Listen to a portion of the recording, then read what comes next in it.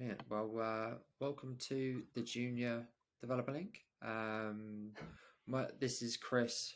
I started the business, the Developer Link, with my business partner Mike just over a couple of years ago now, and we realised very quickly we're a software engineering specialist recruitment company, and we realised that there wasn't really much out there for juniors and entry level developers. So we wanted to make a community and kind of utilize our network and the people that we know to really help people get into the industry and kind of advance their careers. So we've been reaching out to our network and happily connected with Ben, who's joined us today for this podcast.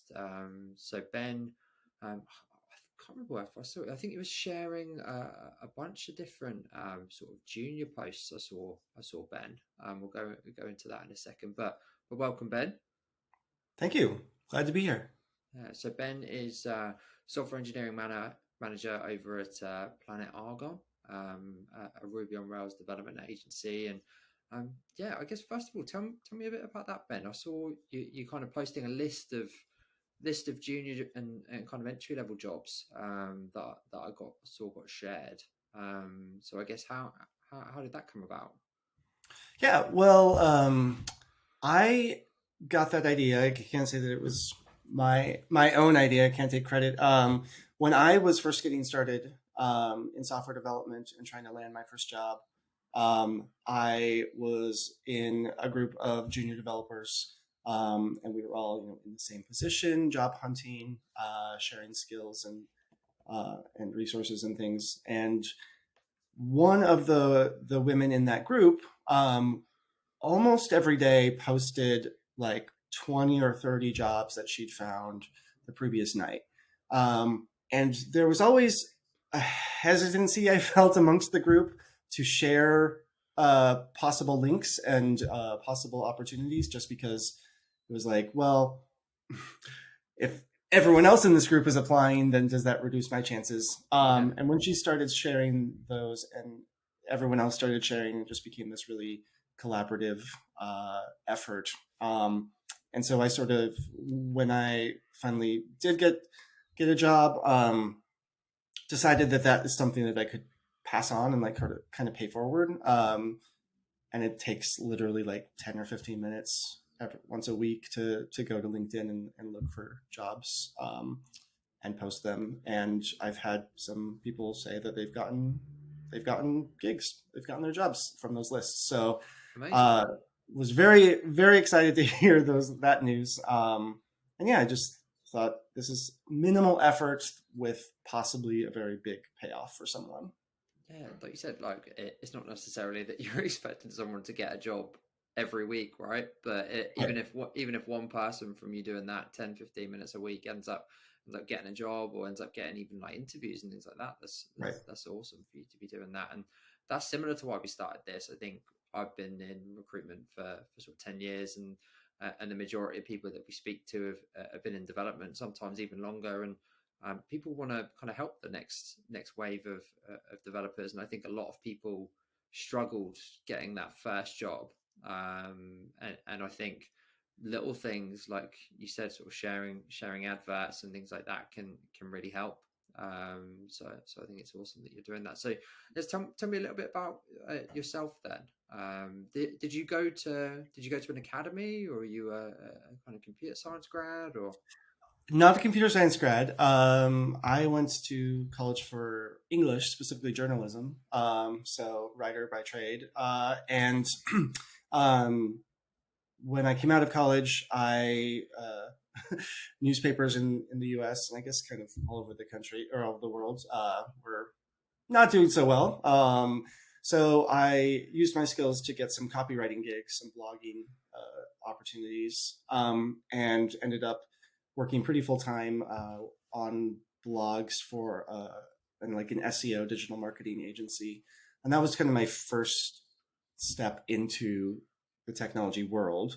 And from there, I have had project management jobs, Scrum Master roles, producer roles for digital agencies, and went to a a coding boot camp that was focused on the MERN stack. And after that, did some contract development work, and then got my position here as manager at Pine and Argo. Amazing. And we kind of chose the topic together, but you went for onboarding. So why did you choose that topic? So onboarding is or can be a struggle for new developers, and I think it's something specifically that junior developers, because they don't have any or very little experience, can really struggle with and find themselves, especially if the onboarding process at a company is not very good, really disheartened or dismayed at. And that's a horrible way to start a new job is to get on somewhere and be like, oh, I don't know what I'm supposed to do here. And so I think that there's being in a hiring position and an onboarding position now myself, there's a number of things that we try to do to make that process as smooth as possible. But there's also a lot of things that I see people coming in having done already that I think is great. And on the flip side of that, things that I kind of wish that people had done prior to them starting on their first day. So I think that yes, it's up to the company that you're joining to have a good onboarding process. However, there are things that you can do, especially as a junior, to set yourself up for success, regardless of the onboarding process as it's laid out at the company. Yeah, for sure. Because I think a lot of the time, particularly in the midst of the search, having graduated, the boot camp, like it kind of feels like the getting the job part is the big bit, right? Like that seems like the big hurdle to get over. And sometimes I guess Right. people might get it, and then all of a sudden be like, oh no, like I'm finally starting in like a couple of weeks. Like, and a lot of people, assuming it's similar to yourself, never worked in a software development environment before. Some never worked in a company before. So, Right. like you said, it's a big jump. And so, say I'm a junior developer. I've just found a new job, maybe off one of the links that you've shared. I thank Ben, and then I'm getting prepared for day one. Like, what do I need to do to kind of get prepared for day one at my new job?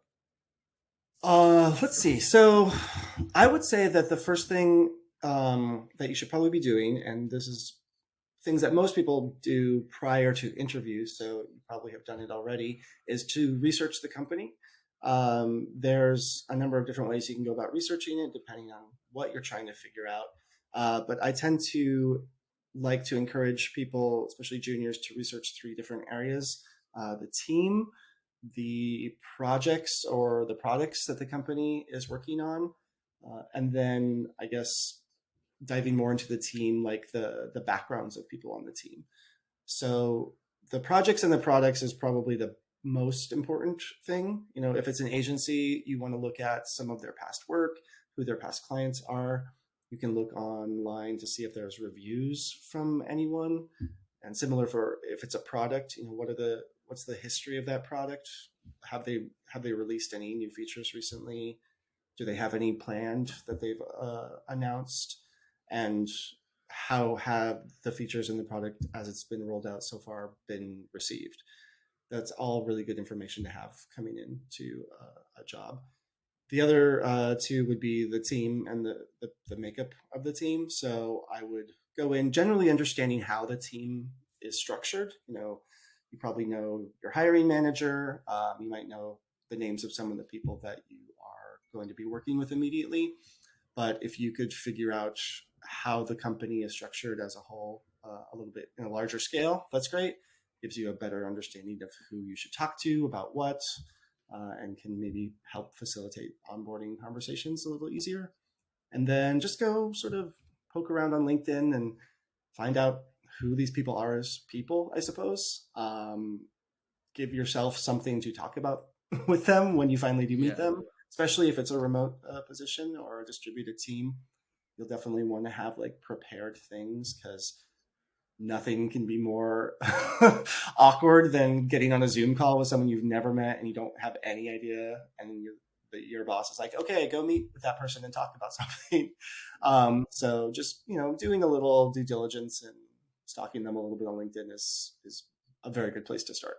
Yeah, for sure. Would you ever recommend, or have you ever, I guess, had from the reverse side, have you ever had people like join your team and like message you like before they start to be like, hey, like I'm gonna be joining, or would you recommend it to kind of come on day one but have done the research?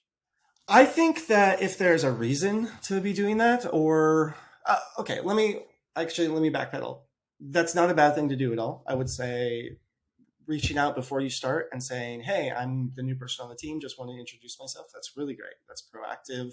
It's friendly, and it opens that door for conversations to be had during the first couple of weeks, anyways.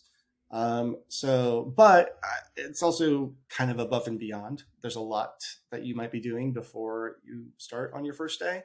And also, if you've had a really long job search, you might just want to like take some time to breathe before you start. So Yeah. I would say maybe that's lower on the priority list. But I would definitely, if you already know like who your manager is, who people on the team, maybe like a tech lead for a project that you're going to be working on, definitely reach out to them. Say, hey, excited to be working with you. Please let me know if there's anything I can do to prepare in advance. And yeah, just opening that door is a great way to start that relationship for sure. For sure. I guess we have it from our side. Sometimes we'll offer people, and it'll be a little while before they're going to be starting. So, Mm-hmm. like we as a company always encourage, like we try and meet with them like once a month or like kind of every few weeks, and try and just like keep the conversation like fresh. Mm-hmm. Like say for example, someone I know sometimes companies like to bring two or three people on at a time, Right. or things like that, and it won't necessarily be straight away or within a couple of weeks they'd be starting. Would you recommend kind of reaching out for a bit of a catch up if they had like a delayed start? Yeah, absolutely. I think that any time that you want any opportunity to remind the people that are hiring you that you are being hired and you're being Yeah, brought onto the team is good. Keeps you fresh in their mind. There's often also a lot of onboarding work and like pre-onboarding work that a hiring manager might be need to do, or a tech lead or some sort of team lead might need to do. And honestly, like I drop the ball sometimes when I'm bringing on a new developer. I have a huge checklist of things that I'm supposed to be doing, and excuse me, it's not necessarily that I'm like flaking on it, but I might have other things that take up my time. And so, hearing from the new hire before they even join, saying, "Hey, really excited. Is there anything you need from me?" Or when am I going to get access to my email? Or should I have Slack access by now? Or anything like that. It might come across as a little pushy, and I'm sure there's people that might take it that way. But for me, it's actually a very nice reminder, and it's sort of like, oh yeah, I need to get on that, and it helps me not slip. It helps some of the pre-onboarding stuff not slip off my radar too much. yeah, for sure. Because it can almost be sort of out of sight, out of mind, can't it? If someone's not actually physically working there, you're kind of waiting for them to start, and it's kind of like, oh, I need to get their laptop ready. I need access to like this system, this system, this system, this system, and I can't tell you how many times I've done it. I've decided to do it a week before, and I've done it in the morning of Mm-hmm. people starting. Like it always ends up happening. But if you got like a little bit of a nudge to be like, hey, like, is there anything I need to do in prep for like next week, or even like my laptop's not arrived, like all of that kind of stuff. Like I think being proactive about it from that sense I definitely find useful anyway from my side. Yeah, absolutely. For sure. And then, so talk to me about, I guess, sort of processes. There's obviously a lot of different best practices when it comes to sort of software development. Which ones should I be learning right away as a new developer going into a team that I'm getting onboarded on? Sure. So process, this is going to be like, I'm going to say all this stuff, but then of course, every team is going to have different processes and different best practices and stuff. So big grain of salt with all of the following. I found that a lot of juniors, especially ones that are coming out of boot camp, depending on the boot camp, really have focused on diving deep into the language or the frameworks that they're going to be working in, and that's it. And that's very understandable, right? They're learning to become software developers, so they are focusing on learning how to code. What's really helpful, though, for me as a manager, is if a junior comes in with some understanding of sort of the ancillary tools and processes that are part of becoming a software development team, or being a professional software developer. So some examples of these would be Git.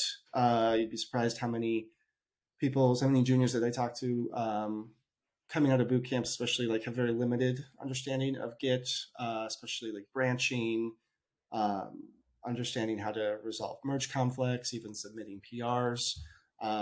That's a huge one. It's basically just showcasing, yes, I can work on a development team, not just in my own tiny little project that I've been only one contributing to.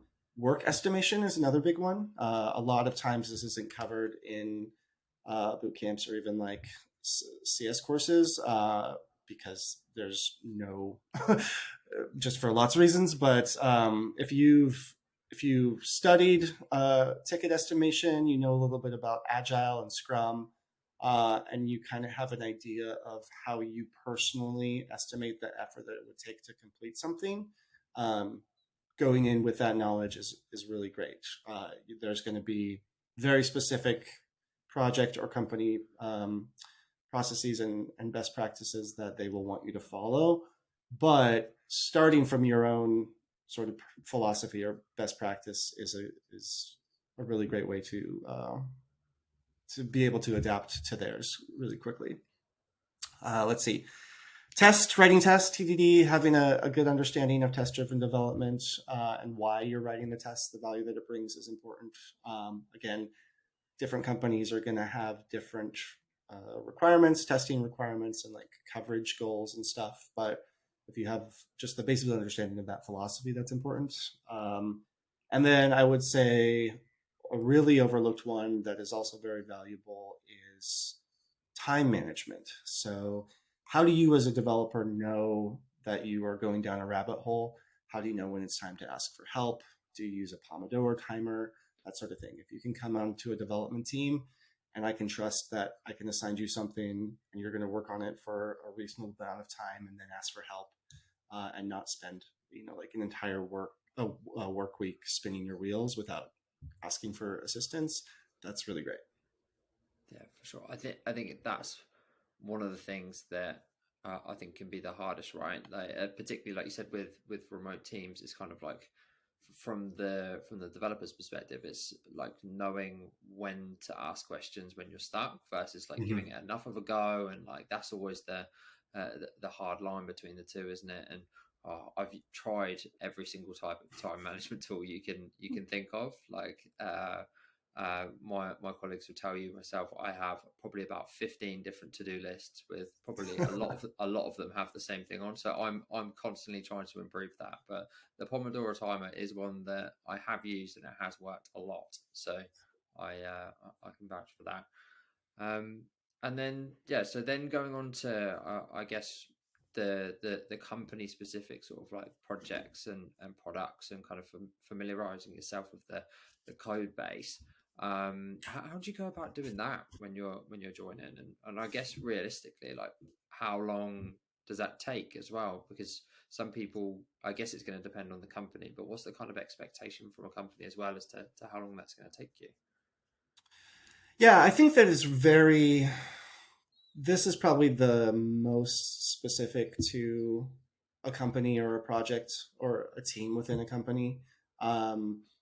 For being an agency, we have a number of different projects, and so when we onboard new developers, we'll onboard them to one, even two teams at a time, two projects at a time, and those two can be vastly different. They can be wildly different onboarding experiences, but I think that there are a few steps that you can do as a new developer, as a junior developer even, to try to gain as much understanding of the code base as quickly as possible.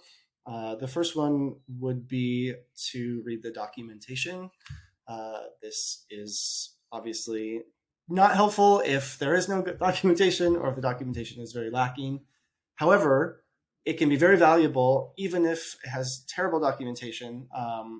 It as a fresh set of eyes on those docs on that README, you can highlight areas where there's inconsistencies or there's information missing. Like, did you follow the setup instructions and they didn't work? And there's different versions than what's actually running, that sort of thing. So I would say read the documentation, but make sure to keep a list of things that are wrong about the documentation or missing, because that's going to be valuable later. It's going to be a way for you to showcase your value and your contribution.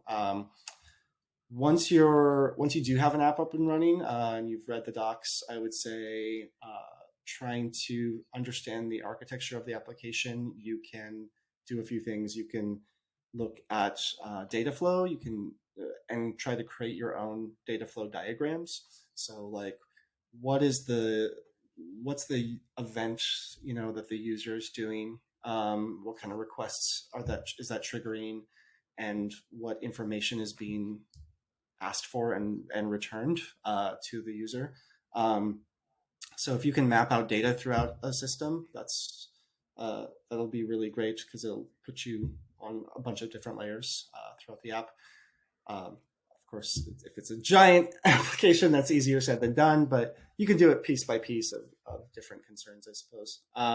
Same with user experience and components. Like if you're working in a React app, you can do a component diagram. Any kind of application, you can do a UX diagram, like just try and map out what the user flow is for a number of different paths. Those are really important.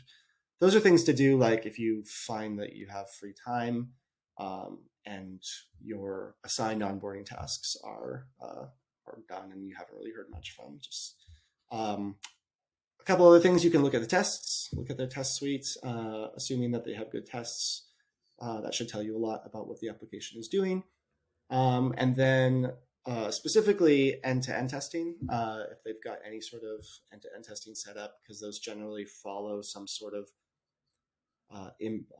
user flow that's important to the business. So if they're testing like a form sign up from landing page to like, thanks for signing up, like if you can follow that test flow, that will help tell you a lot about what this application, what the stakeholders of the application think is important. Nice. And all of this stuff, are we talking like within hours, days, weeks, months of starting? Like, is this? It depends. Within a first month, trying to get all this done, or? I would say within the first month, you can do a lot of this stuff. Yeah. And again, it really depends on the management style and the freedom. This is sort of assuming like you have a lot of time for onboarding. You're not thrown into the code and assigned tasks right away, and you don't have like a ton of assigned onboarding tasks. So this is all stuff that to do outside of the work that you've been assigned to do. But I think that like depending on the application, of course, a data flow diagram is something that maybe even a very experienced developer might take months to finish. So that's something that you kind of have to use your best judgment and be like, all right, if the purpose of this is for me to understand the architecture of the application, like I don't necessarily need to map out every single call from every single view or something like that. But just a general idea of like what data is this app using and where and why. And the same with the UX, like you probably don't want to do every single potential user interaction on that application or that website, because that would be overkill. But if you can do general ones to get a better understanding of how users use it, then that's great. And maybe this is all unnecessary because your company has really good onboarding tools and steps already in place. And so they are going to be walking you through this and you won't have to be doing this. I think it's good because I think some companies are great, but some companies are minimal, and some companies, they might be onboarding someone remotely for the first time. They might be onboarding someone junior for the first time, and there's nothing wrong with that, but you need to be Right. prepared to how to deal with that. And I think a lot of that you can get through in the interview as to how many junior people have you onboarded before, and what are my Right. first 30, 60, 90 days look like, and all of that kind of stuff. But yeah, I think like you said, like maybe within the first month trying to get as much of that stuff done as possible, but Right. alongside the stuff that you're assigned, right? I don't want you getting messages being like, Ben, my boss was shouting at me because I was making a component diagram whilst I was supposed to be Right. doing this other thing. Like, Right. Exactly. so yeah, that makes Bugs sense. are another good one. Like if you can, if you're at a place where you're getting assigned issues, ask for bugs, especially like non-urgent ones, because like that's a good way to like, have to trace through a stack of different issues and touch a little different, a bunch of different layers, or investigate a bunch of different layers. And also, it can show you like common problem areas, so you familiarize yourself with not only the ways that the application is working well, but areas that the developers and even users have historically struggled with it. For sure. So then, obviously, being like a new member of a team where you don't know everyone, like I think like I have this when people work for me. I had this when I worked in other organizations. Like I think you can be a little bit worried about annoying people and like who to go to about sort of like asking questions and the right way to do it without annoying people. Like, Mm-hmm. what advice would you have around that? I would say don't worry about annoying people. As a hiring manager, as a general, just as a team manager, what's most annoying for me is when people don't ask for help. Um, and if I have to tell someone, "Hey, tone it down a little bit," that's great. That's never coming from like a place of reprimand. That's coming from a like, this is really good, and we just need to chill for a little bit because you're a little too eager. But if that is something that you're concerned about, as I know it's a lot of people are concerned about it, I would say bring it up with your manager or a onboarding buddy and just ask for what the common communication style and tools are at the company. So if you are concerned that you're interrupting someone's flow and you don't want to like bug the senior dev for the setup issue, at a time when you know that they're not busy, you could say, "Hey, I'm going to be working on this. I'm anticipating some problems. Is there a time of day that you prefer to be, um, message? Do you prefer Slack or Jira comments or email, or how do you want me to reach out to you? Can we set up a pairing schedule? That's a big one. If you can ask your manager or a more senior dev to have like regular pairing times on the calendar for the first few weeks with you, that's really big because then you can, if it's not an urgent issue, you can save your questions for those times and have them answered without feeling like you're, interrupting some impressive senior dev's workflow and they're going to be pissed at you. Yeah, for sure.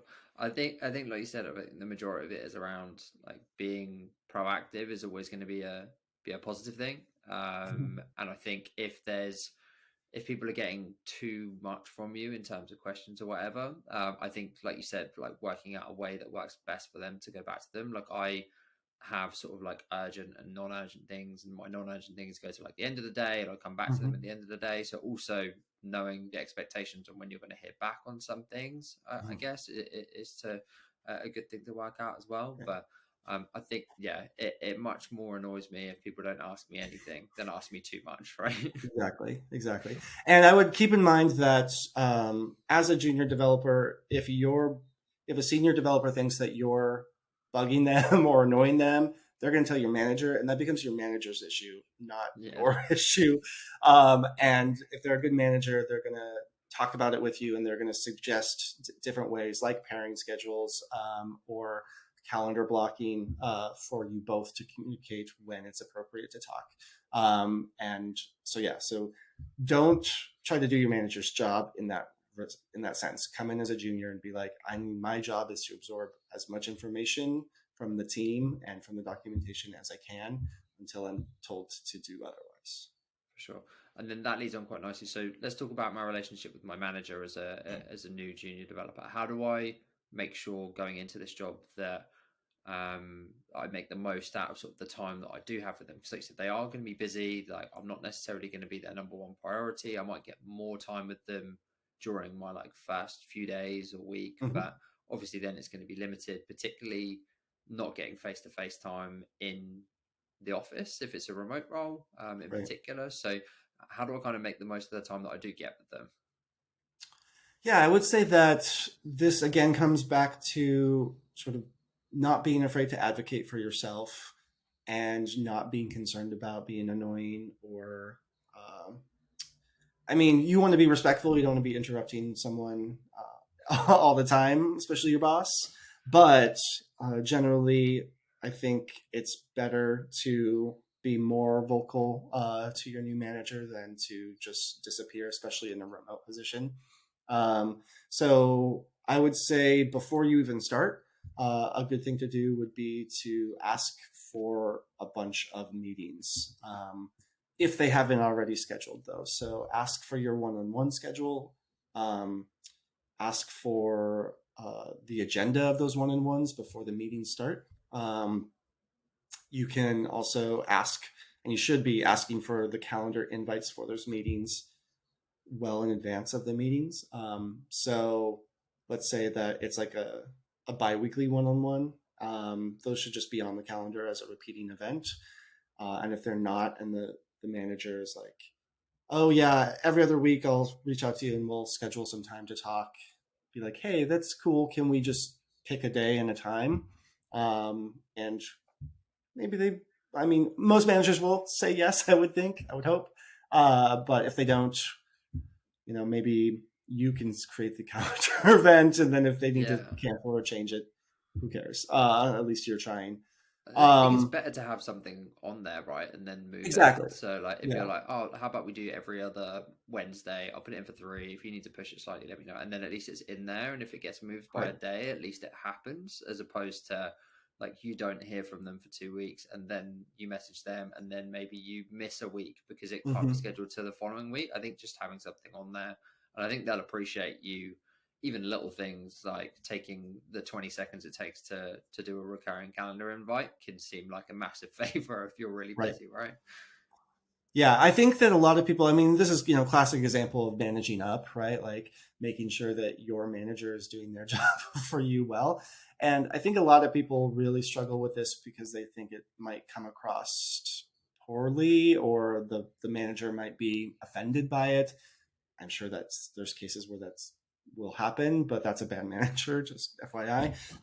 And if a team member like takes the initiative to schedule the meeting that we talked about already, and just does that, great. That's one less thing that I have to do as their manager, and they've already picked the time and the location, so to speak, for me. And I'm like, great, cool, you did it. I don't have to even worry about it. We'll just meet next Wednesday.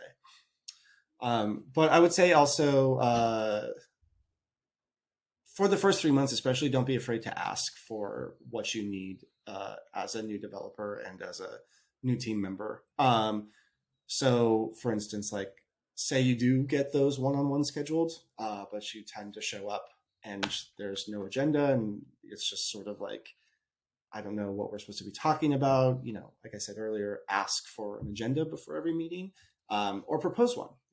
Say like, hey, here's 3 topics that I've noticed in the past 2 weeks onboarding that I think we should discuss, and send that a couple of days in advance, and that might prompt your manager to add on to that list. I would say also asking for direct feedback, especially at the like 30, 60, 90-day way, is very shows that you care about your performance, and especially if you phrase it like, is there any way that I can be onboarding faster, and or I can be providing more value to the company. So when you're asking for feedback, don't just ask for like, oh, I need this for my own validation or my own peace of mind. Do it, be like, hey, I know there's probably things that I'm still not doing correctly. Like, what are those things? I want to fix them so that I can, help the team succeed even better than it already is. Yeah, for sure. And I think it also depends sometimes, doesn't it, on the manager that you're dealing with. You might be in your first job and you might be reporting into a manager who's their first management job. And Sure. I think you've got to take it as take it as sort of face value as to Hmm. whether they've done it before, and I think there's a big difference, like you said, between a bad manager and a disorganized manager as well. Right. I'm Absolutely. definitely at least one of those two. So so people doing little things like helping you get organized and sending calendar invites and taking things off your plate, like that's brilliant to do things like that, and Yeah. can obviously help the relationship a lot. And I guess then let's talk about after kind of being onboarded. Like I've had my first 90 days or whatever. I've done all of the above.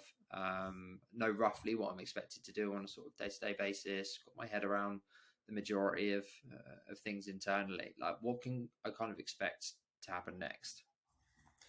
Well, hopefully you will then start diving into the code, right? Like, especially if you have been, poking around already, onboarding yourself with some of those earlier techniques that we talked about, maybe even resolving a few bugs from the backlog. Yeah, I would assume then you start getting some feature development or some maintenance task tickets, something like that. Generally, teams I've seen like to sort of ramp up the impact of the work that you're doing. So, especially if you're a junior and you're new, don't expect to be building out like the brand new feature that's launching in 2 weeks. But you might be,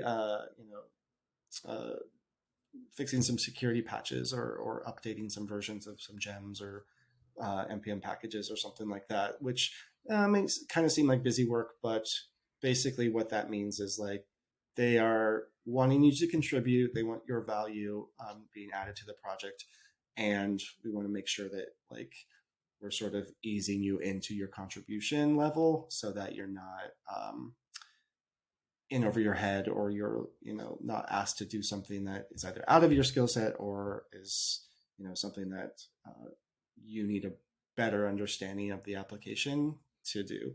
um, I would say, aside from the actual project work, uh, there's a couple of things that you could be doing or you should expect to be doing. One of them is starting to contribute to the company culture.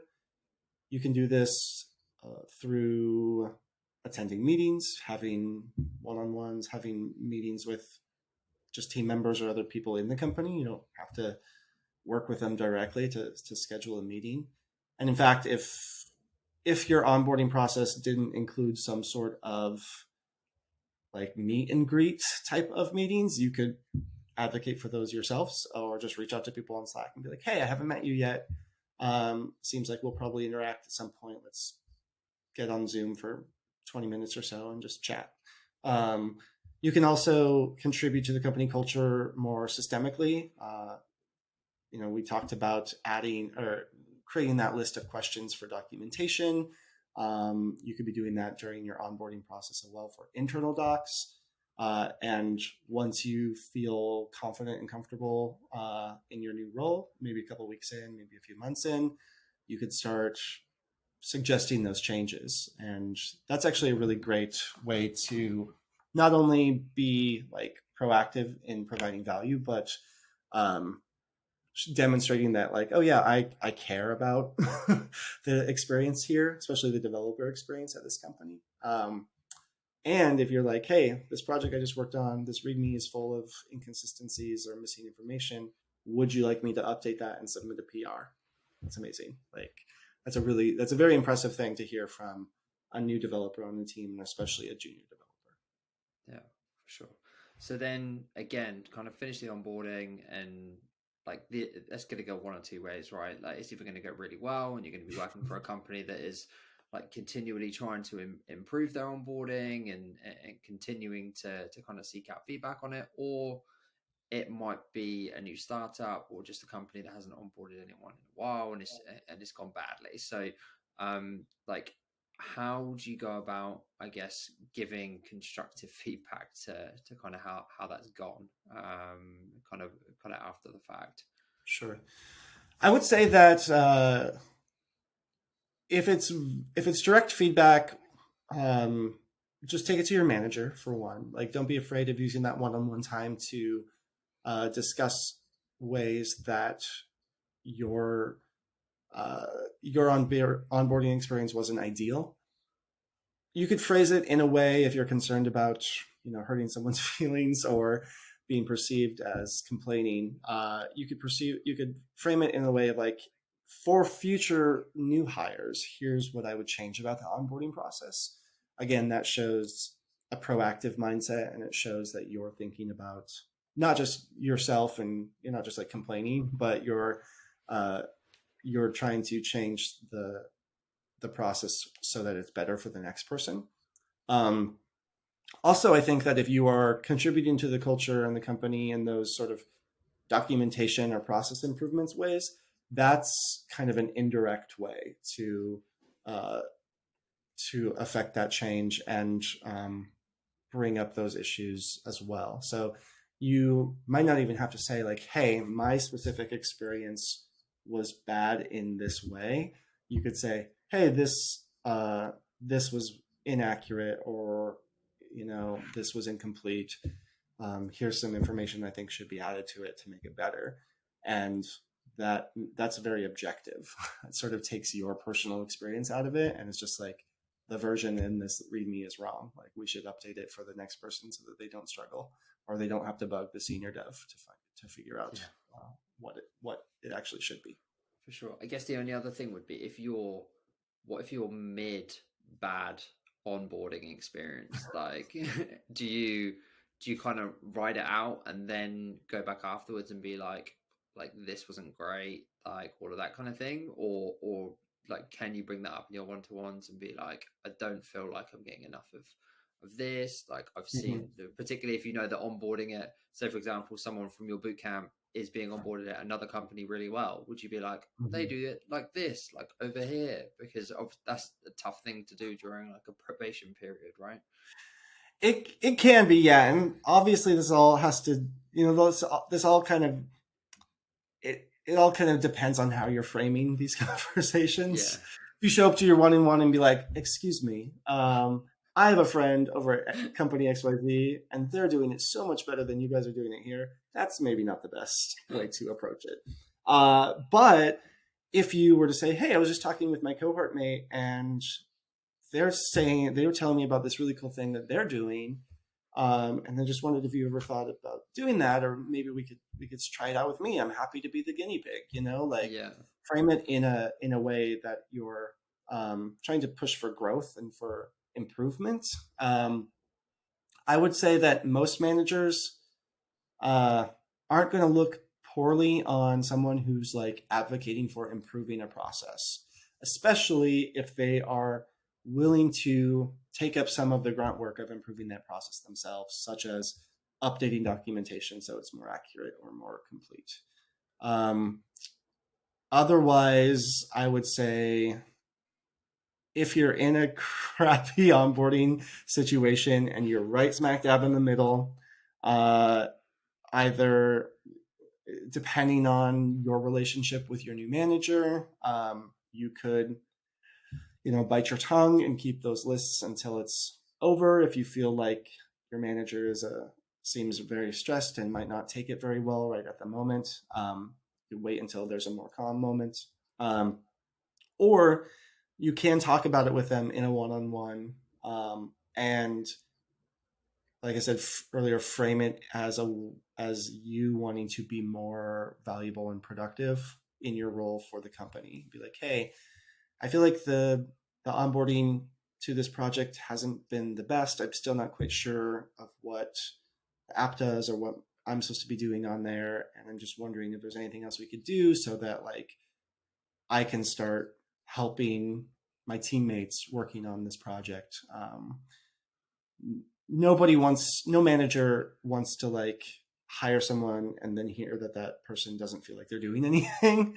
yeah, And the manager's bosses certainly don't want to hear that, they just hired someone that is not contributing anything to the company, especially after a few months. So if you can frame it as like, "I don't really feel like I'm doing much yet. I haven't been assigned anything. or the onboarding process hasn't been really clear in that regard, like, can you be more specific in what I should be doing? That's more of a safe way of broaching that topic mid onboarding experience. Amazing. Well, Ben, thank you so much for your time. Really, really appreciate it, and yeah, hope to chat to you again soon. For anyone listening, thank you so much. We're going to be trying to put these out every couple of weeks on different topics. If you have any follow up questions for myself, for Ben, about anything particular on the topic of onboarding, please email podcast@thedeveloperlink.io. Same for kind of future suggestions of things you would like to hear more about. Please do drop us a message, and yeah, we'll see you again next time. Thanks, Ben. All right, thank you, Chris. Lovely speaking with you. All right, I'm going to click stop, and then